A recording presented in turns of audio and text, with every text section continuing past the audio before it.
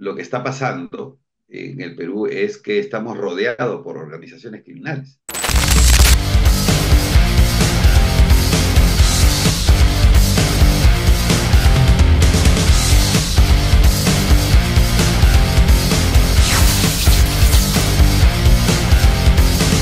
¿Qué tal amigos? Bienvenidos a una nueva edición de entrevistas del reporte. Yo soy Sergio Albi. Como todos los fines de semana tenemos invitados para hablar sobre las diferentes cosas que ocurren en nuestro país. Estamos ahora en un panorama efervescente, un panorama de intranquilidad y de zozobra con respecto a la ola de criminalidad que está ocurriendo en nuestro país en estas últimas semanas, últimos meses y, por qué no decirlo, estos últimos años.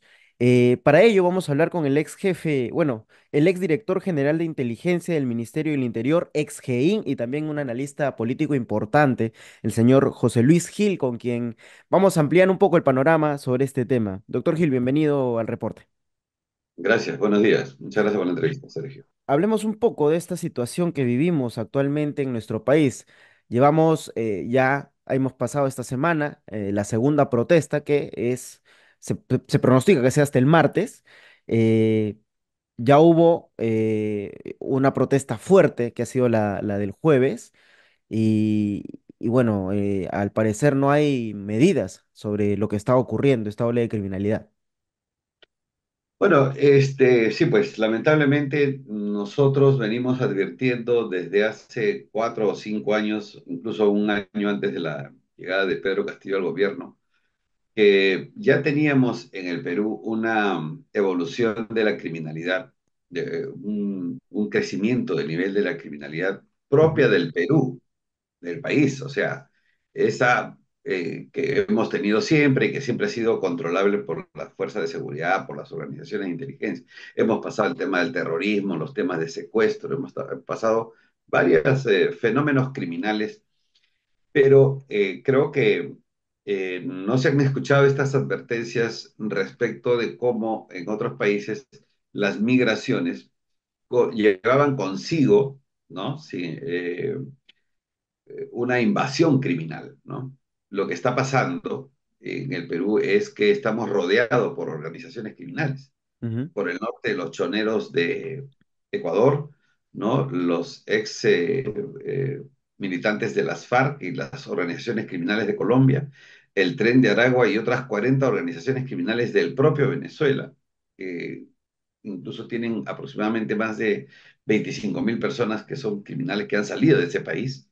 Y por el lado de Brasil tenemos pues al primer comando capital, a la familia del norte y también al comando Vermelo. Entonces, imagínense, estamos rodeados por organizaciones criminales transnacionales que están en el Perú, que han ingresado al Perú por digamos, este relajo que ha habido de las seguridades en las cárceles en algunos países Ujú. a causa de los gobiernos socialistas o progresistas que han habido, ¿no? Entonces, tiene un componente político, sí, es el resultado de un sistema político socialista el que haya generado este tipo de migraciones que conllevan dentro de sí estas migraciones criminales, ¿no? Estas invasiones de criminales, ¿no?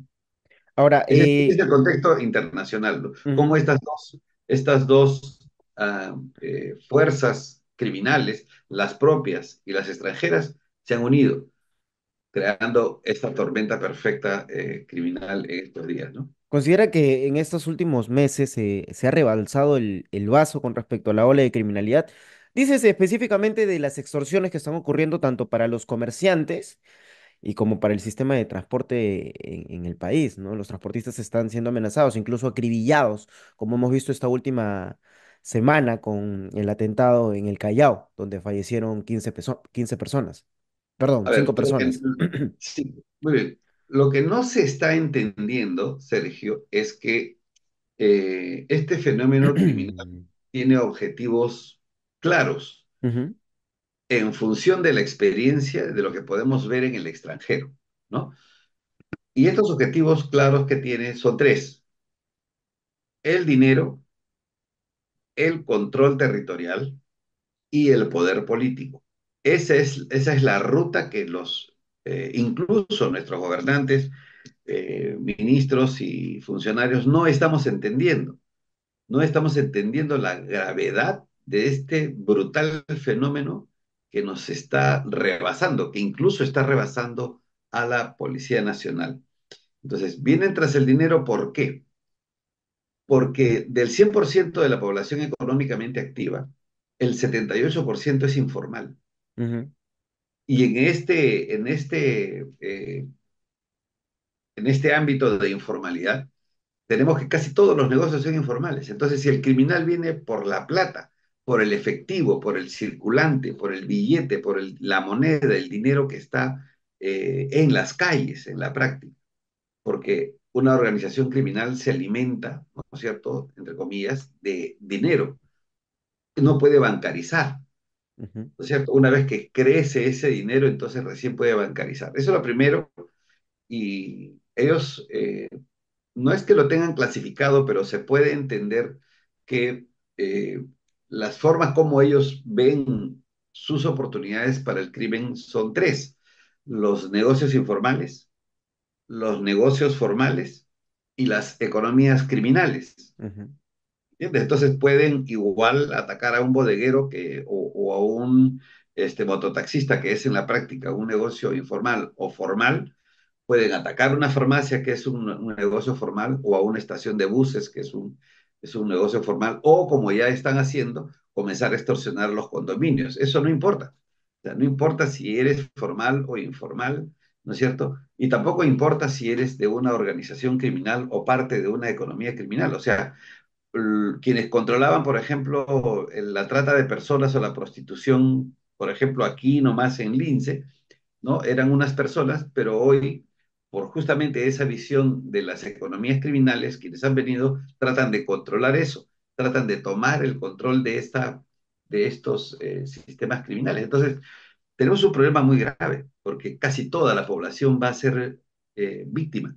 Casi toda la población está siendo sistemáticamente atemorizada, todos los negocios. Eso ya superó la acción propia de la policía. Esto requiere de una estrategia mucho más grande, una estrategia mucho más completa, pero sobre la base de una tregua política que por ahora no veo, ¿no? Entonces, si no entendemos el fenómeno de esta forma, no lo vamos a poder combatir. Yo creo que el gobierno no lo está entendiendo, nuestros ciudadanos no lo están entendiendo. Creo que la empresa privada ha comenzado a entenderlo, porque yo acabo de estar yo con ellos en un evento internacional donde se ha explicado la problemática del Perú, y otros países están teniendo el mismo problema. O sea, la macrocriminalidad transnacional es un problema transversal en Sudamérica. Entonces ya no estamos hablando de San Juan de Lurigancho, Villa El Salvador. Estamos hablando de la región atacada por estas migraciones criminales, ¿no es cierto?, de criminales, que son miles, que están desatados en casi todo Sudamérica, ¿no? Mencionó algo interesante, la tregua política que no la está viendo. ¿A qué nos referimos con esto? A ver, para poder eh, combatir este fenómeno que es transversal a todos, Ujú, transversal a todos los negocios, transversal a todas las clases sociales, transversal a todas las tiendas políticas, incluso transversal a las tiendas políticas radicales. Entonces, si todos no entendemos que esto no es culpa de una persona o de un gobernante, sino que es un fenómeno que no habíamos previsto nadie, ni las izquierdas radicales, ni los caviares, ni los del centro, ni la derecha, ni la llamada derecha bruta y achorada, si nadie sabía eso, entonces tenemos que detenernos y hacer una tregua política para encontrar una estrategia con pilares contundentes, fuertes. O sea, ni una ley, ni una marcha, ni siquiera las acciones policiales, ni el estado de emergencia, o todas estas acciones que se están realizando de manera aislada en algunos casos, ujú. van a resolver el problema si no se cuenta con una base política, ¿no? Por ejemplo, la gente está pidiendo un nuevo gabinete, pero a ver, si ese nuevo gabinete expresara, ¿no es cierto?, la tregua política, la voluntad política de todos, entonces podríamos estar encontrando el camino de la solución. Mientras tanto, no. Ahora, la falta de autonomía en la Policía Nacional, que ya viene siendo una amenaza para este órgano, es un gran problema para frenar esta ola de criminalidad. La policía no puede actuar de manera inmediata frente a los No podía, criminales. hasta ayer, Ujú, ¿no? ¿Por qué? Porque ya se ha dado una ley en que se le devuelve a la policía la capacidad investigativa, la iniciativa de la investigación preliminar, ¿no? Donde ya no tiene el yugo del fiscal, aunque no, o sea, tienen que participar con el Ministerio Público, hay nuevas normas que tienen que aplicarse, pero igual, esta es una medida aislada que frente a la gravedad del problema, frente a la dimensión monstruosa de este problema, no va a ser suficiente. ujú. Nuevamente volvemos a la tregua política. ¿Por qué? Porque la policía va a tener que actuar, vamos a tener que estar de acuerdo en las acciones que deben tomarse. Debe entenderse que el estado de emergencia, por ejemplo, no debe ser parcial, sino total.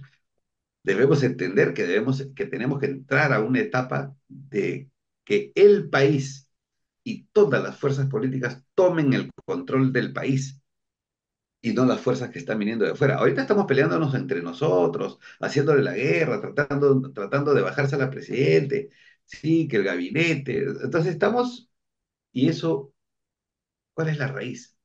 La ignorancia sobre el problema, Sergio. Es una pelea sin sentido, ¿no? Es que es increíble y no quieren escuchar, ¿no? Felizmente la empresa privada está escuchando nuestra posición, es, que creo yo, tú has entendido como bastante lógica, ¿no es cierto? Con mucho dato además de por medio, y entonces esto nos va a chocar a todos, esto no solamente es policial, no solamente es jurídico, es también problema de cárceles, Ujú, también problema de decisiones políticas, tienen que haber ministros consensuados. Tenemos que hacer un esfuerzo por hacer una tregua para consensuar ministerios que cuenten con el respaldo ciudadano, político, legislativo, judicial, ¿no es cierto? Entonces, y concentrar todos los esfuerzos hoy en la inseguridad, en el combate contra la inseguridad. Una vez que tengamos estabilizado el país, volvamos a nuestras labores. Si tenemos que protestar contra alguien, lo hacemos. Pero hoy, si no tomamos estas medidas, si no entendemos el fenómeno, cualquier cosa que se haga de manera aislada, lamentablemente, a ver, podrá tener un triunfo parcial también. ujú. Yo lo vengo repitiendo desde hace buen tiempo. Este fenómeno es un fenómeno sui generis nunca antes visto en el Perú. Es mucho más grande, más letal, más peligroso que el terrorismo de los años 80. Y un problema sui generis no puede pretender ser resuelto por medidas convencionales. Tiene que ser resuelto de manera sui generis. ¿Qué es lo sui generis? La tregua política. ¿Qué es lo sui generis? Los ministerios consensuados, que salgan ministerios de consenso. O sea, hay varias cosas sui generis que hacer. No podemos hacerlo normal, marchas, protestas, bajarnos un gobierno. Eso es lo, lo formal, lo que se hacía antes ya. Esto Ujú. no se va a resolver haciendo las cosas como las hemos resuelto antes. Hay algo también que mencionó usted, ministros consensuados, y también quiero poner un poco de énfasis, ministros capaces, ¿no? El señor Juan José Santibáñez ha demostrado cierta incapacidad en el cargo y más aún no hay intención del gobierno de querer moverlo. En esta situación es imposible porque ahorita estamos en una situación de emergencia, pero esto ya viene desde antes de que se dé el estado de emergencia en el país. Sí, yo creo que hay que separar las cosas, ¿no? En el caso del ministro Santibáñez, no es que sea incapaz, él es abogado, es un abogado que conoce el campo de la seguridad, Ujú, ¿no? Esa es una cosa. Y otra cosa son sus expresiones políticas, pues que lo han puesto lo habría puesto pues, en una situación incómoda, y eso no hace ver el trabajo que está realizando, que es una parte, ¿no? Es una parte de lo que debe hacerse.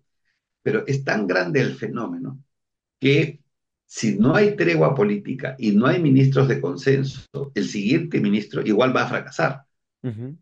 igual va a fracasar. Entonces, yo no diría tan alegremente que este ministro es incapaz. Tiene sus capacidades, tiene sus habilidades, Sin embargo, hoy la situación política lo está ahogando.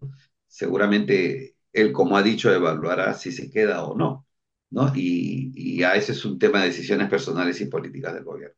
Pero Y lo ahora, principal es que entiendan el fenómeno, ¿no? si hablamos un poco de temas de Justos Santibáñez, bueno, supuestamente en un audio que ha sido difundido, él dijo saber el paradero de Vladimir Cerrón y hasta el momento no se ha hallado la captura del líder de Perú Libre, que llama mucho la atención porque es un personaje que constantemente tuitea, que aparece en videoconferencias y no creo que nuestra policía de inteligencia no sea tan eficiente para poder capturarlo si es que tiene todas estas publicaciones y estas cosas, porque hay un IP que lo registra. A ver, según el audio en el que presuntamente habría hablado el El ministro ministro. Santibáñez cuando era viceministro, Ujú, le cuenta a su interlocutor lo que él ha escuchado. ujú, No le dice que él lo tiene cercado, centrado, ni que conoce el paradero, porque hay en el ambiente, en el último año, en el ambiente de inteligencia, hay mucha información falsa ujú, que ha llegado a todos los sectores, ha llegado a ministros, ha llegado a periodistas, ha llegado a hombres de inteligencia, una información que realmente está haciendo daño, o sea, que es falsa y que está haciendo daño al sistema de inteligencia, porque, claro, si yo soy ministro y me llega la información de que esta información falsa, que no sé si es falsa o no, ¿qué hago? Distribuyo u ordeno o dispongo que las fuerzas se orienten por ahí. ujú, Entonces se pierde tiempo. Entonces, hay mucha información falsa en el área y ya varios se han dado cuenta. El mismo general Arriola ha dicho, ¿no? Que no es tan certera la información que se había recibido. Y esto es un problema que probablemente no se resuelva muy pronto, ¿no? A ver, entonces, pero si hablamos de las publicaciones que tiene o que hace Vladimir Cerrón en las redes sociales, ¿no significa una posible búsqueda, al menos poder hallar paraderos cercanos al líder de Perú Libre? Porque se supone que estas publicaciones registran un IP, registran un sistema donde se le puede rastrear. ¿No tenemos esas facultades nosotros dentro de la policía de inteligencia? No conozco realmente la parte técnica en estos nuevos tiempos en las que hoy día las redes sociales tienen una mayor preponderancia. No, sé que existe una estrategia de parte de Vladimir Cerrón para poder emitir estas presentaciones que tiene incluso en sus propios fueros políticos, ¿no? Pero hay una estrategia para poder desviar la atención que no es tan fácil encontrar el lugar desde donde aparecen las emisiones, ¿no? Creo que es un tema todavía que no se ha terminado de explorar, pero no nos olvidemos que él viene de Cuba, ha estado muchos años en Cuba, que ha sido entrenado, que tiene entrenamiento en inteligencia además, Ujú, y esto le daría una ventaja, sí, le da una ventaja, por supuesto, pero creo que además en nuestro país se ha serronizado un poco la política, como hoy se ha chibolinizado, ¿no? Entonces, hay que tener, yo creo, un poco de paciencia. No se olvide que Abimael Guzmán estuvo escondido más de 20 años ujú, y finalmente, tarde o temprano, la policía llega. Siempre los criminales van a dejar una huella, van a dejar un espacio para que los hombres de inteligencia los terminen encontrando. Casi todos han sido encontrados. ujú, Yo he trabajado incluso en la búsqueda de varios de ellos cuando he sido director y los hemos encontrado. Algunos no fueron capturados en mi gestión, pero sí con mis equipos, sí con los equipos que habíamos hecho varias estrategias para detenerlos. Hay ujú. gente que mueve dinero, hay gente que mueve relaciones políticas, que mueve relaciones personales, que sabe moverse en la clandestinidad. Está bien, han aprendido. Y bueno, este es un desafío para los hombres de inteligencia, ¿no? Pero de todas maneras, en algún momento se le va a capturar. Ahora, se ha vendido una hipótesis de que el gobierno de Dina Boluarte estaría blindando de alguna forma, protegiendo al señor Vladimir Cerrón por esto que ha ocurrido, ¿no? Por estos audios que se han difundido, porque, bueno, se habla del vehículo, del el cofre este, que ahora no se habla mucho del tema, no se ha chivolinizado, como usted dice, la política en nuestro país y ahora con ese estado de emergencia también ha pasado a segundo plano, pero es un tema que queda pendiente, ¿no? El tema del cofre. Entonces, si sumamos esto, la intervención de Juan José Santibáñez, ¿es o no es, podría ser verídica esta hipótesis que dicen, ¿no? Que Dina Boluarte o su gobierno estaría protegiendo de alguna forma a Ok, Cerrón? hasta el momento, como una persona que ha estado ligado a la inteligencia, nosotros nos basamos en hechos objetivos, en hechos concretos, ¿cierto? Entonces, hasta el momento, usted no tiene un aparato, no tiene un instrumento o un teléfono real donde esta información que se ha venido diseminando, que tiene Ajá, cuatro patas, ujú, que desde Palacio lo ayudan, que hay un video de Cerrón amenazando a la señora o lo que fuera.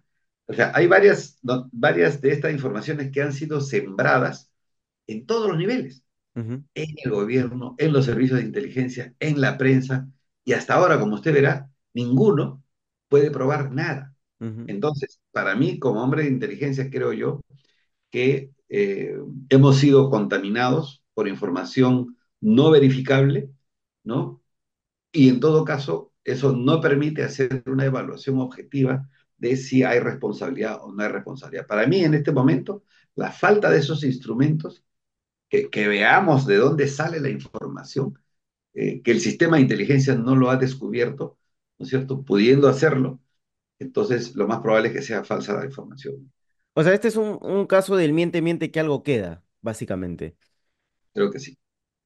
Y Sí. ahora, y hablando de ya temas de inteligencia, regresando un poco al tema de la criminalidad y toda esta circunstancia catastrófica que estamos viviendo en nuestro país, ¿qué estrategia, desde su perspectiva, desde su ya experiencia en este tipo de casos, se podría aplicar para no erradicar por completo, porque sería pedirle peros al olmo, eh, para frenar quizá un poco esta ola de criminalidad, ponerle un alto y ya vivir tranquilos, porque el peruano no está tranquilo en el país, si se da cuenta. Todos andan asustados, todos andan, ni siquiera pueden sacar el celular en la calle porque ya están mirando a todos lados y es una intranquilidad gigantesca, creo que para cada uno de los ciudadanos. Bueno, a ver, primero creo yo que todos tenemos que estar de acuerdo en que hay que fracturarle el espinazo a la impunidad, Ujú, ¿no?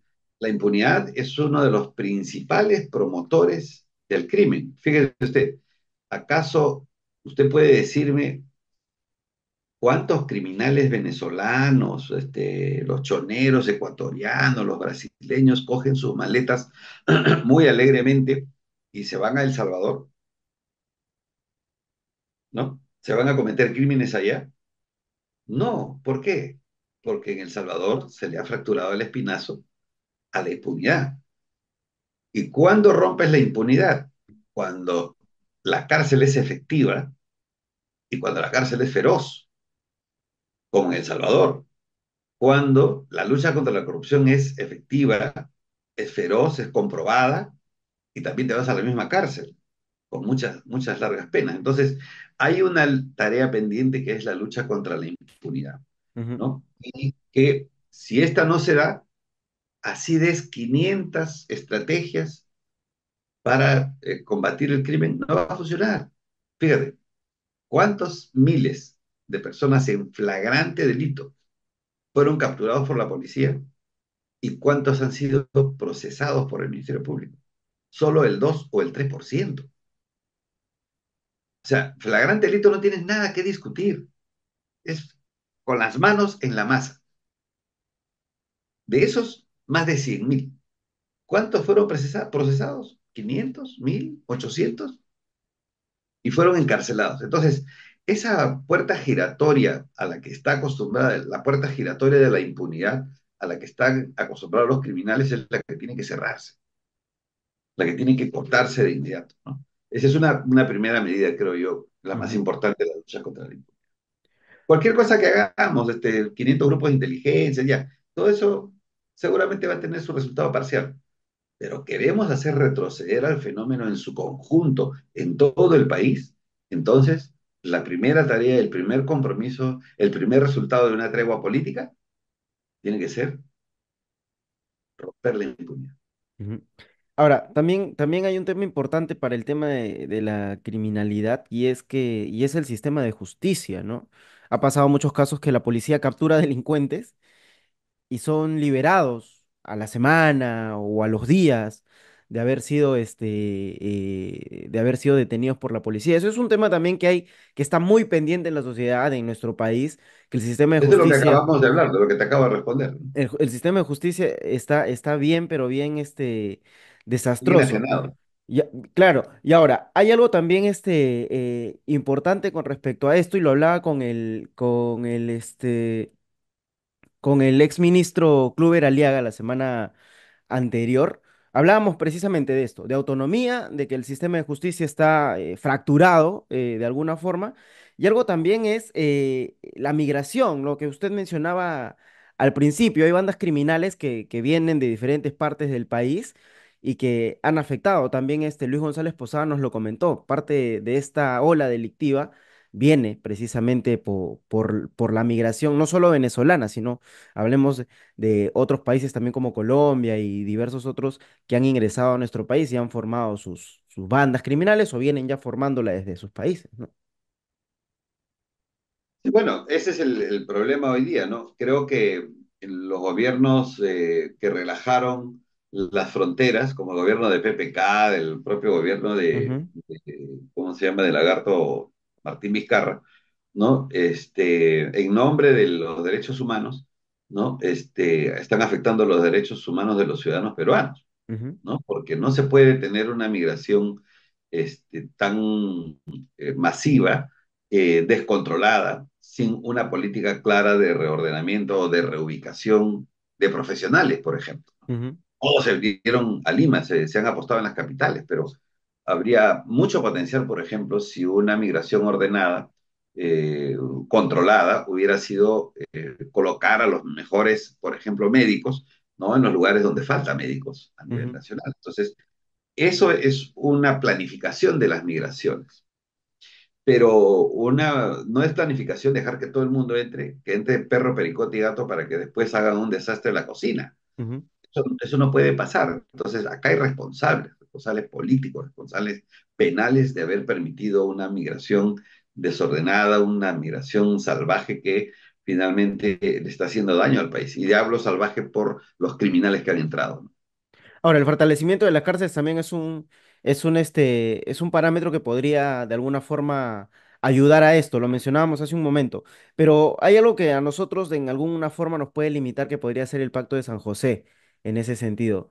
¿Deberíamos o no deberíamos salir de esto para poder aplicar una buena reforma en el tema de cárceles en nuestro país? Sí, nosotros lo hemos dicho ya hace buen tiempo que el sistema interamericano de derechos humanos, que fue concebido de una forma consensuada, ¿no?, por muchos países para realmente ver por los derechos humanos, a través del tiempo y de la infiltración progresista en este sistema que incluso alcanza Naciones Unidas y la propia Organización de los Estados Americanos, ¿no?, ha hecho que se convierta en una plataforma política, en Ujú, una plataforma de manipulación política, en una plataforma de instrumentalización del socialismo del siglo XXI. De tal forma que hoy desde la ONU, desde estos organismos internacionales, pretenden eh, eh, eh, entrar en la soberanía de nuestros países, controlar nuestras selvas, controlar nuestros mares, controlar nuestra justicia, controlar nuestras comunicaciones, controlar el desarrollo humano. O sea, esto no era lo que se pensó del sistema interamericano de derechos humanos. ujú. Ellos han, entre comillas, evolucionado, ¿no es cierto?, de tal forma que están enajenando a los países. Por lo tanto, en mi concepto corresponde salirnos del Pacto de San José parcialmente, ¿no?, en los aspectos que realmente son, eh, digamos, que se entrometen en la vida política del país. Tiene que hacerse una evaluación, salirse del sistema interamericano de derechos humanos o crear uno nuevo, crear uno con el verdadero sentido de los derechos humanos y no hoy que es se ha convertido en una plataforma política de la progresía, ¿no? Como lo ha hecho El Salvador, ¿no? Para poder hacer Claro, sus sí. cárceles y estas Incluso medidas los Estados restrictivas que Unidos no tienen. están en el sistema interamericano de derechos humanos Ujú. y Y aplican tiene, pena de muerte, aplican cárceles perpetuas o sea, hay algo que no está bien en estos tiempos y no está bien que el Perú esté suscrito a un convenio pernicioso como a los convenios perniciosos como estar en el sistema interamericano de derechos humanos porque está ya atentando contra los derechos humanos de los peruanos, de los buenos hombres, ¿no? Entonces, creo que bueno, yo lo que creo es que deben haber derechos humanos para los humanos derechos, ¿no? ujú, claro, no hay mejor frase que esa. Debe haber derechos humanos para los humanos derechos. Entonces, básicamente, ese es uno de los principales problemas que nos limita, ¿no? Debemos salirnos del Pacto de San José para poder, Definitivamente, definitivamente hay que salirnos, no sé si de manera parcial o o total. total, pero necesitamos recuperar nuestra autonomía, tomar las medidas que corresponden. ¿No? Hemos aprendido sobre derechos humanos también cuando fue inicialmente promovido y sabemos cómo debemos comportarnos. Somos un país maduro, no Ujú. hemos pasado por mucho, ¿no? Por crisis económicas, crisis políticas, crisis sociales, hemos pasado por todo, crisis climáticas. Entonces, creo que esto le da al país una personalidad, le da al país una experiencia, ¿no es cierto?